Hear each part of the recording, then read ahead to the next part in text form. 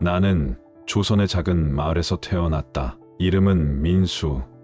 올해 12살이다. 우리 마을은 평화롭고 조용한 곳이었지만 어느 날부터 이상한 소문이 돌기 시작했다. 한양에서 붉은 별이 떴다더라. 어른들은 붉은 별이 뜨면 큰 병이 돈다고 했다. 그리고 그 예언은 곧 현실이 되었다. 마을 사람들 사이에서 열이 나고 온몸에 붉은 발진이 퍼지는 병이 돌기 시작했다. 사람들은 그것을 마마라고 불렀다. 어머니는 나에게 절대로 밖에 나가지 말라고 하셨다. 하지만 나는 호기심을 참지 못하고 몰래 마을 밖으로 나갔다. 그곳에서 나는 이상한 광경을 목격했다. 한 노인이 아이들에게 무엇인가를 나눠주고 있었다. 그것은 작은 병에 담긴 액체였다. 마마를 막아주는 신비한 약이다. 노인은 그렇게 말하며 아이들에게 약을 나눠주었다. 나는 그 약이 무엇인지 궁금했고 노인은 나에게 다가와 조용히 말했다.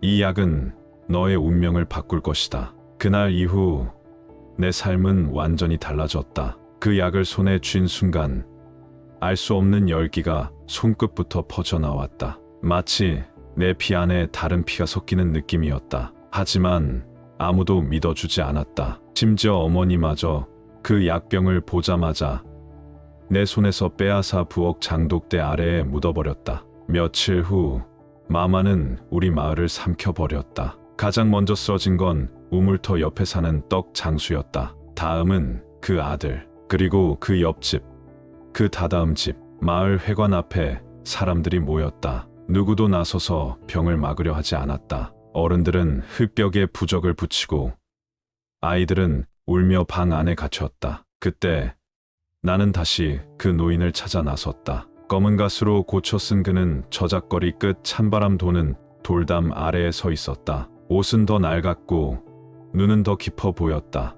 내가 약을 다 쓰지도 못했다며 손을 내밀자 노인은 고개를 저었다. 마마는 병이 아니라 신이 내린 벌이라 하였다. 자연을 함부로 대하고 계절을 거슬러 농사를 짓고 아픈 것을 숨기고 무시한 인간들에 대한 징벌이라 하였다. 그 말을 들으며 나는 처음으로 깨달았다. 병은 단지 육신만을 치는 게 아니었다. 마음과 기억, 관계와 삶의 방식까지 무너뜨릴 수 있었다. 그렇다면 이건 어떻게 막을 수 있어요? 나는 그렇게 물었다. 노인은 내 눈을 똑바로 쳐다보며 한마디로 답했다. 그것은 바로 전달이었다. 누군가에게 그 뜻을 전하고 다음 사람에게도 전하게 해야만 한다고 했다. 그날 밤 나는 어머니 몰래 장독대를 파헤쳐 약병을 꺼냈다. 그리고 떡 장수의 아내에게 찾아갔다. 그녀는 처음엔 의심했지만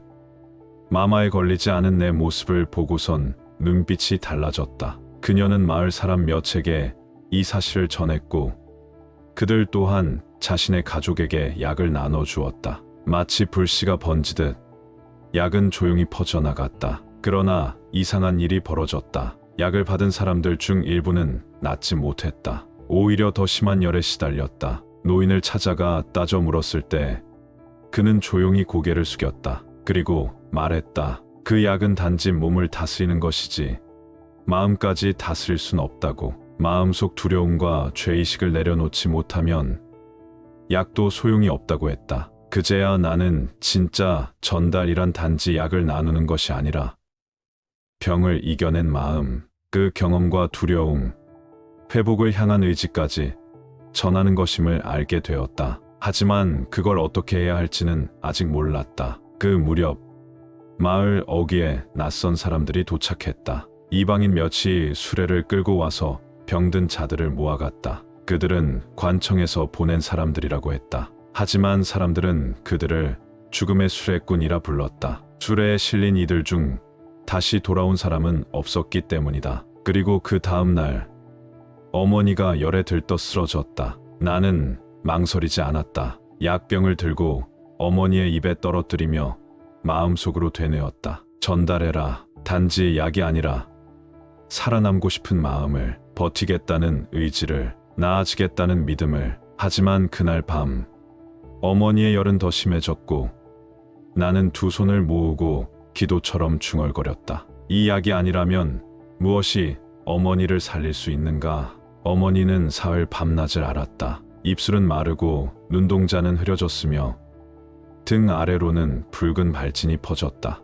나는 지푸라기라도 잡는 심정으로 노인을 다시 찾았다. 하지만 노인은 사라지고 없었다. 돌담도 저작거리도 그날따라 아무도 기억하지 못했다. 남겨진 것은 약병 하나와 내 안에서 자라고 있는 이상한 감각이었다. 누가 아픈지, 누가 곧 쓰러질지를 어렴풋이 느낄 수 있었다. 냄새 같기도 했고 그림자 같기도 했다. 마치 마마라는 존재가 사람의 틈새에 숨어 웅크리고 있다가 기회를 엿보며 튀어나오는 것 같았다. 그때 마을 입구에서 다시 수레 소리가 울렸다. 죽음의 수레꾼들이 돌아온 것이다. 나는 그들에게 어머니를 데려가지 못하게 막았고 그들 중 한 명과 눈이 마주쳤다. 처음 보는 얼굴이었지만 묘하게 익숙했다. 이마에 검은 점이 있는 사내였다. 그는 내게 다가와 속삭였다. 어머니가 예전에 그들의 마을 출신이었다고. 그리고 그녀가 떠날 때 이 병의 비밀도 함께 가져갔다고. 처음 듣는 말이었다. 나는 어머니가 이 병에 대해 뭔가 알고 있었던 것 아닌가 하는 의심에 휩싸였다. 그날 밤 어머니는 정신을 차렸다. 하지만 너무 쇠약해 말조차 하기 어려워 보였다. 대신 그녀는 내 손을 꼭 잡고 침상 아래를 가리켰다. 나는 거기서 오래된 천 보자기를 발견했다. 안에는 책 한 권과 낡은 붓, 그리고 작은 돌 하나가 들어 있었다. 책 표지는 음양과 기열에 대하여라 적혀 있었고 돌은 햇볕에 비추면 희미한 붉은색으로 반짝였다. 책장을 넘기자 놀라운 사실이 기록되어 있었다. 마마는 단지 전염병이 아니었다. 그것은 사람의 기운을 먹고 자라는 일종의 귀였으며 약은 단지 기운의 흐름을 일시적으로 막는 역할에 불과했다. 진짜 치료는 기억을 꺼내고 숨겨진 죄를 마주하는 것이라 쓰여 있었다. 병든 사람에게 가장 큰 약은 스스로의 고백이었다. 나는 그날 밤 어머니의 침상 옆에서 그녀의 과거를 들었다. 어머니는 젊은 시절 가난한 이웃 마을에서 이 병의 첫 피해자들을 목격했다. 당시 몇몇 아이들을 살리기 위해 몰래 약을 훔쳤고 그 결과로 마을은 불에 탔다. 그 이후 그녀는 마을을 떠나 지금의 이곳에 정착한 것이었다. 그때 수레꾼들이 다시 찾아왔다. 이번엔 내 이름을 불렀다. 그들이 말하길 이 병은 사람을 통해 다음 지역으로 넘어가며 각 마을마다 기억을 가진 자 하나가 그 짐을 떠맡아야 한다는 것이었다. 그 산에 이마에 점이 있던 사내는 바로 어머니가 떠나기 전의 친구였고 그 또한 과거의 고백을 하지 못해 오랜 세월 이 병과 함께 떠도는 형벌을 받고 있었다. 너는 선택할 수 있다. 잊고 살아가든지 기억을 들고 다니든지. 나는 선택해야 했다. 어머니가 살기를 바란다면 내가 이 병을 대신 짊어져야 했다. 하지만 그 선택은 단지 어머니를 위한 것이 아니라 이 병의 원인을 마주하고 새로운 방식으로 사람들을 살릴 수 있는 길이기도 했다. 나는 수레에 올라탔다. 하지만 예전의 그들과는 달리 내 손에는 약병이 있었고 등의 맨 자루에는 책과 붓 그리고 돌이 들어 있었다. 나는 알고 있었다. 이 수레는 죽음의 수레가 아니라 기억을 실은 수레라는 것을. 나는 수레를 타고 북쪽 마을로 향했다. 수레의 바퀴는 삐걱였고 길은 울퉁불퉁했지만 내 마음은 이상하리만치 고요했다. 그곳에서 나는 세 사람을 만났다. 그들과의 만남은